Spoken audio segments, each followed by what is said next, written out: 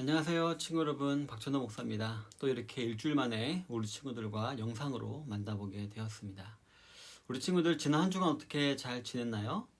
지난주는 엄청 추운 날씨도 있었죠. 그리고 어제랑 엊그제는 약간 날씨가 풀려서 따뜻했던 것 같기도 해요.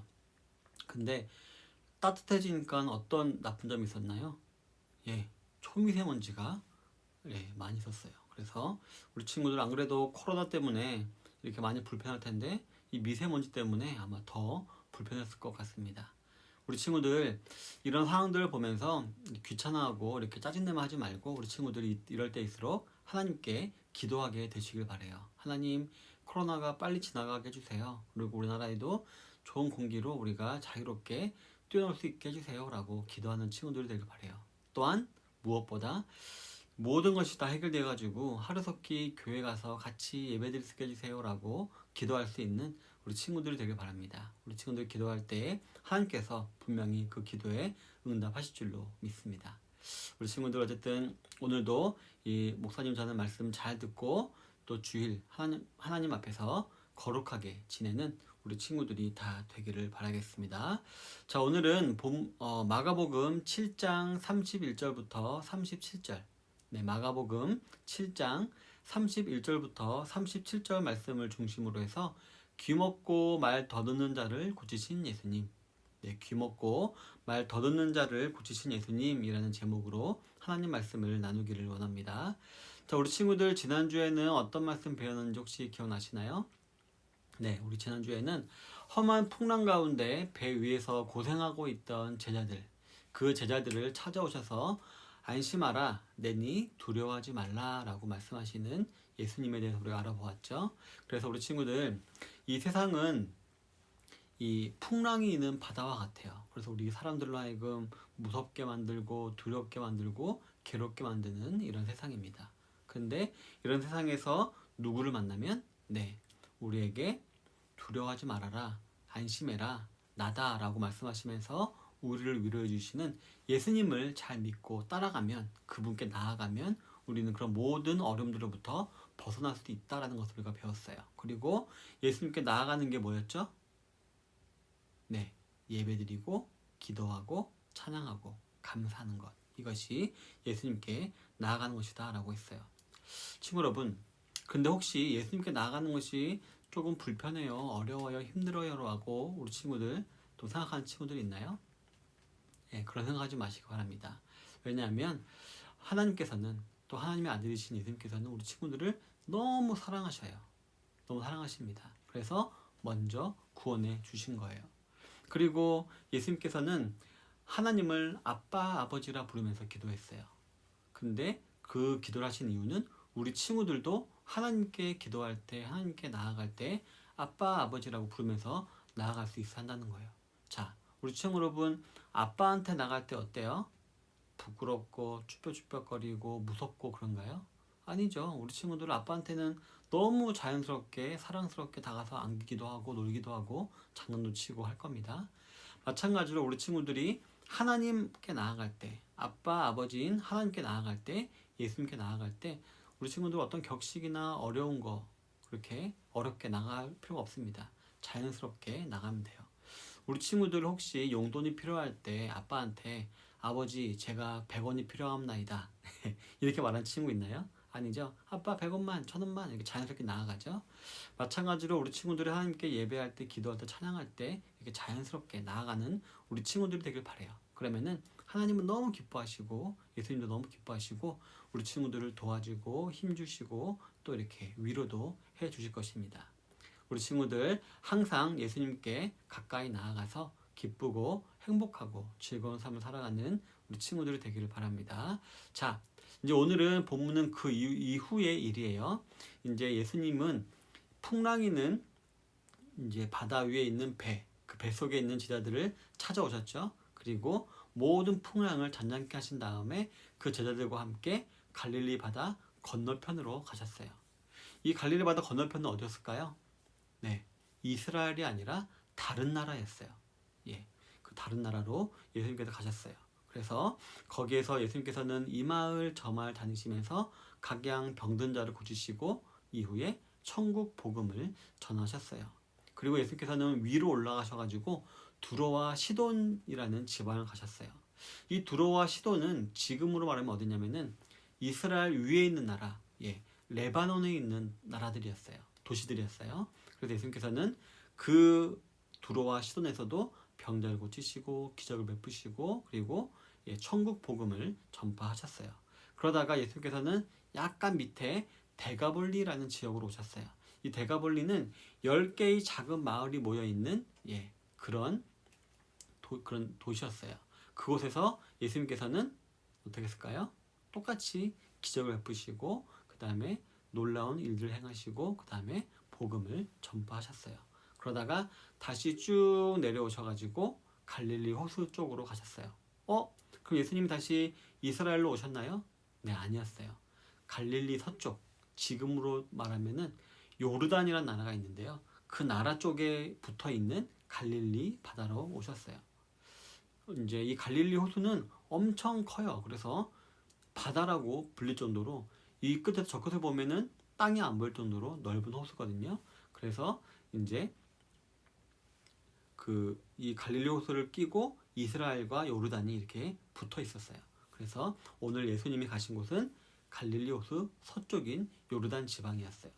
어쨌든 예수님께서 그 마을에 오시자 어땠을까요?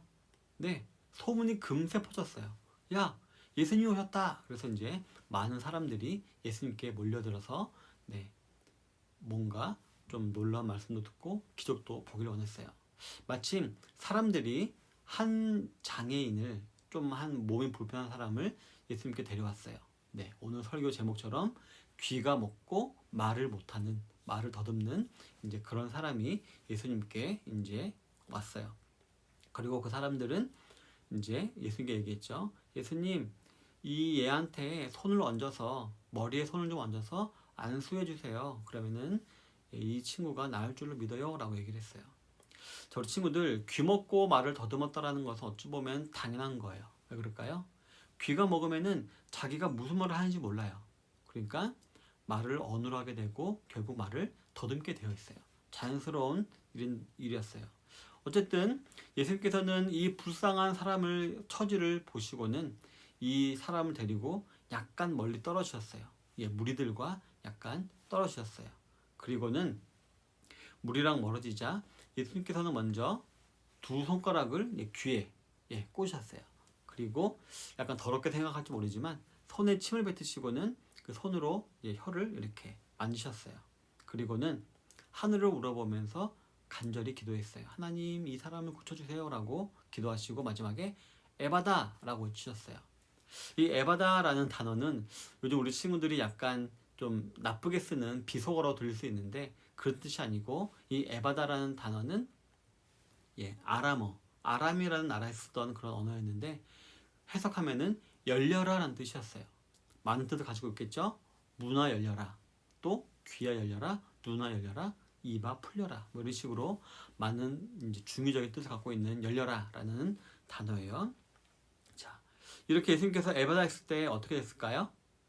네, 그 사람의 귀가 열리고 혀가 풀어져서 말을 분명하게 하게 되었어요. 이제 정상인이 된 것이었어요. 너무 기쁜 일이죠. 그런데 예수님께서는 이렇게 놀라운 기적을 베푸신 다음에 이 사람에게 신신당부를 하세요. 너 이 사실을 아무에게도 알리지 마라 라고 이렇게 말씀하셨어요. 왜 그런 놀라운 일들을 감추시려고 했는지 저 이해는 안 가지만 어쨌든 예수님께서는 그 놀라우신 하나님의 계획 안에 아직은 때가 아니셨기 때문에 알리지 말라라고 이렇게 했던 것이었어요. 또 이 사실을 통해서 우리에게 뭔가 말씀하시고자 했던 것이 있을 거라고 저는 확실히 믿어요. 자, 그런데 우리 친구는 어때요? 태어나면서부터 아무 소리도 못 들어봤어요. 그리고 말도 제대로 못 해본 사람이에요. 근데 그 사람이 귀가 열리고 혀가 풀려서 잘 듣고 말하게 되었어요. 얼마나 기뻤을까요? 이 기쁜 소식을 알리지 않을 수가 있었을까요? 못 참았을 거예요. 그래서 온 동네 방네를 돌아다니면서 야, 예수님께서 내 귀를 열어주시고 내 혀를 풀어주셨어. 그래서 내가 지금 말도 하고 니들 말을 들을 수 있어 라고 이렇게 얘기를 했어요. 그러자 말 사람들이 와, 예수님 정말 대단하다. 정말 그리고 너무 좋은 일을 하셨다. 이 귀머거리를 듣게 하고 벙어리를 말하게 하다니 참 예수님은 좋으신 분이야. 예수님은 정말 좋으신 분이야. 라고 이렇게 이 사람들이 예수님을 찬양했어요.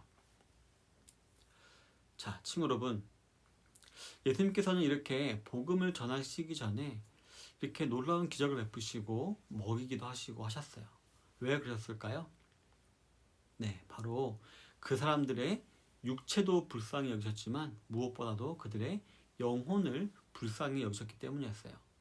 따라서 예수님께서는 그들의 영혼을 불쌍히 여기셔가지고 영혼을 구원시키고 싶으셨는데 우리 사람들이 너무 무식한 거예요. 너무 잘 이해를 못하는 거예요.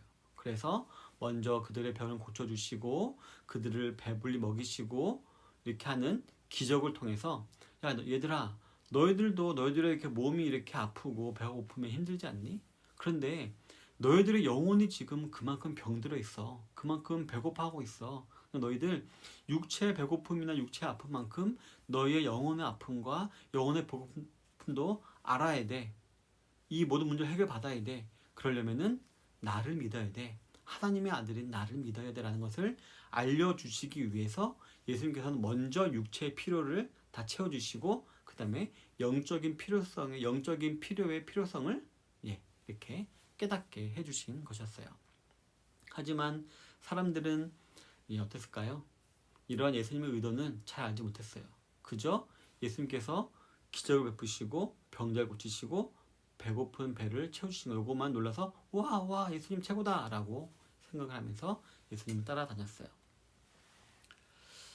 하지만 어쨌든 예수님께서는 이런 사람들의 무지함 그리고 사람들이 이러한 예수님을 이용해서 자기들의 욕심을 채우려는 것을 알았기 때문에 지금 초반기에는 몰래 기적을 베푸시고 이 사실을 알리지 마 라고 이 사람에게 말을 했던 것이었어요. 하지만 아까도 말했지만 이 병자는 이제 정상인이 된 이 사람은 자기가 이렇게 정상인이 된 것을 알리지 않을 수가 없었어요. 마음이 너무 이렇게 급하고 너무 기뻐서 알리지 않을 수가 없었어요. 그래서 결국 예수님의 소문은 더욱더 널리 퍼지게 되었고 예수님을 따르는 사람들은 많아지게 되었어요.